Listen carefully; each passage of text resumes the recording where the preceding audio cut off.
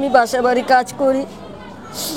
আমার স্বামীও নাই, আমার একটা ছেলে ছিল, আমার ছেলেও নাই। এখন আমার আমার নিজের ঘরও নাই। এখানে সবার থেকে জিজ্ঞাসা করতে পারেন, কোনো জায়গা থেকে কিছু পায় না। সরকার আমারে কোনো স্বীকৃতি দেয় নাই। কোনো টাকা পয়সা দিতে সরকারের পক্ষ থেকে? না, সরকার কোনো টাকা পয়সা দেয় নাই। এখন আপনি কি চান?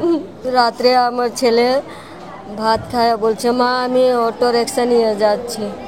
তা ওই সময় তো অনেক মারামারি লাগছিল। আমি আমার ছেলেরা বলছি অনেক মারামারি লাগছে, রনি যাস না। বলছে না মা, আব্বাও নাই, ঘর ভাড়া দিয়ে থাকি, আমি যাই। বলছি মানা করছি, 2-3 বার আমি বলছি আমার ছেলেরা যে রনি যাস না। বলে না আমি যাব, মারামারি হচ্ছে তো কি হচ্ছে, যদি আমি মরে যাই একজন আমার আল্লাহ নিবে, নালে বান্দা নিবে, শহীদ হয়ে যাব আমি।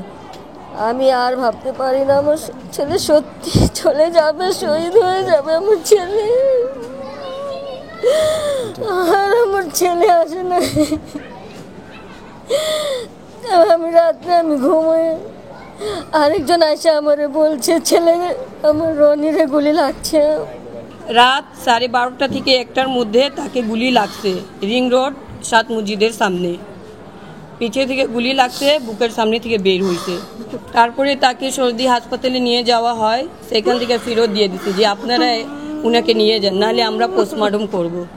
তারপরে আমরা বলছি যে না, পোস্টমর্টম করা লাগবে না, আমাদের লাশ আমাদের দিয়ে দেন, আমরা তাকে দাফন করব।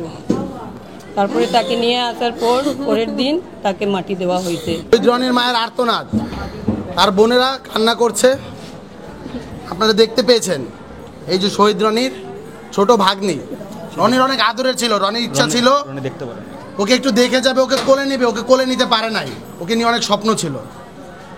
যারা আসলে শহীদ রনিকে কেড়ে নিয়েছে, গুলি করেছে, তাকে হত্যা করেছে, আপনারা শুনেছেন তাকে অ্যাম্বুলেন্স পর্যন্ত দেওয়া হয়নি, তাকে রিক্সায় করে একটা লাশকে নিয়ে যাওয়া হয়েছে হসপিটালে, সেখান থেকে আবার নিয়ে আসা হয়েছে।